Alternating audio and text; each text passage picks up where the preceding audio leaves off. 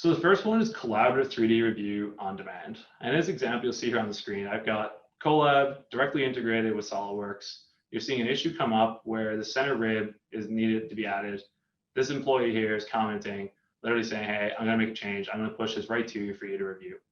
And the click of a single button from SolidWorks through the plugin, this file is going to show up. It's going to match the versioning from SolidWorks. And that employee can literally compare between the two versions in the browser, no CAD, no install, just a web link, what's actually changed there.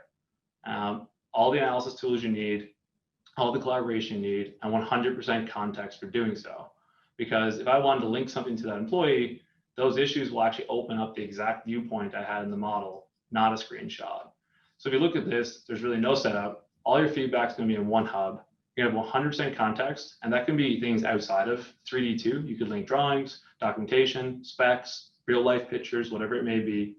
We automatically create a punch list for you so that when you're trying to figure out what changes to make, basically what most of our users do is they'll have one screen open in Colab, the other screen open in SolidWorks, or whichever CAD tool you're using, and they'll literally use it as a punch list to walk down through the changes to make. And the best part about all of this is it does not matter what CAD tool you're using.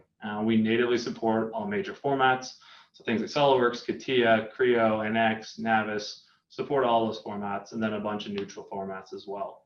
So you can take a team across a massive supply chain, legacy files, new files, whatever it is, bring it all into one hub so you can instantly access this in your browser.